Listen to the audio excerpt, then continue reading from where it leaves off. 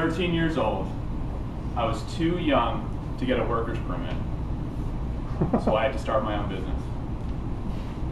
Using my dad's old lawnmower, I mowed my neighbors' lawns all summer.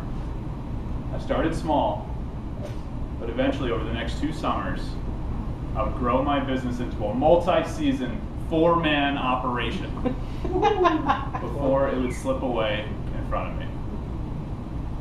Like the many entrepreneurs I know that are in this club, I celebrated the small victories. I struggled through the big challenges, the many challenges.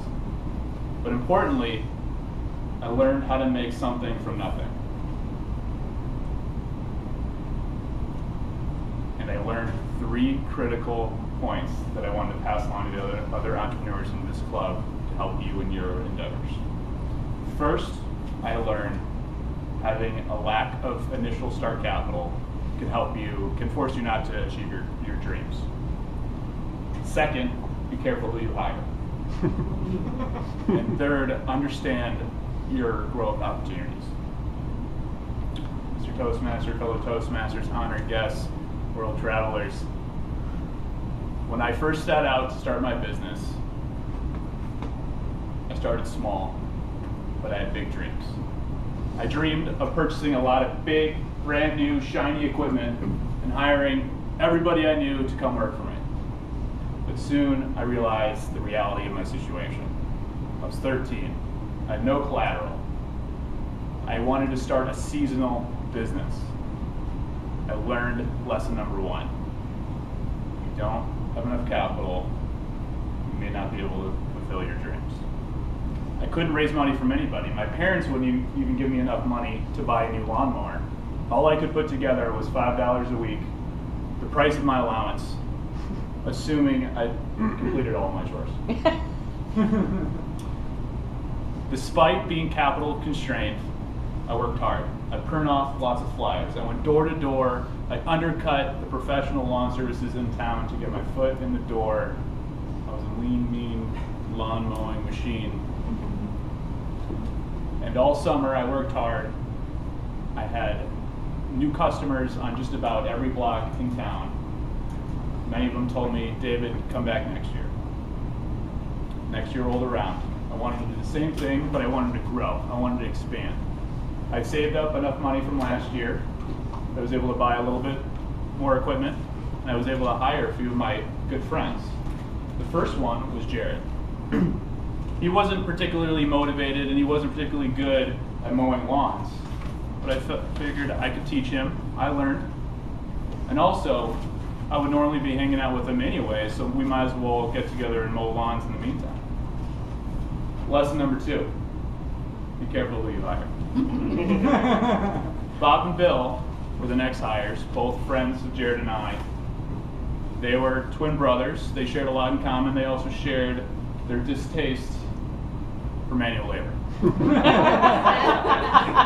showed up to the first job and told me, David, how many vacation days do I get? Things couldn't get any worse. Jared realized he was allergic to grass. Obviously, I made the best personnel choices, but I found that I was juggling between being a loyal friend and also being a successful businessman. I was put in a very difficult place.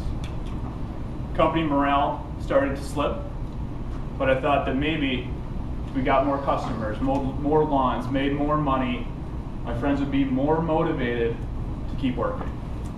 So I printed off more flyers. I took it to the edge. I went to the limit. Rung more doorbells, doors I'd never seen before. Lesson number 3, understand your growth prospects. I did get more lawns.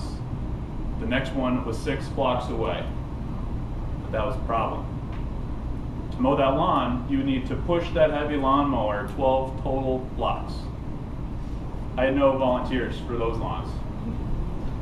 I soon had to be responsible for these as it was my company. I started becoming unhappy. as lawn mowing turned into raking leaves, which then later turned into shoveling walkways, my friends continued to slip. Their bad taste for manual work continued, and some customers started calling up saying, the job's only halfway done, maybe you did it wrong. So I had to drop what I was doing and go fix the job, because it was my company, redo the job, not get paid for it. I was also embarrassed. You know, this was my company. I was putting my name next to everything that I stood for. So as the quality started to slip, that became my tipping point. Fellow Toastmasters, I didn't quite achieve what I wanted to, but I did work really hard. And I learned how to throw myself and everything, all of me, into something and try to turn nothing into something. And I wanted to pass these 3 lessons on to all the entrepreneurs in this club, that maybe you could learn something and have good successes in your future career. Thank you.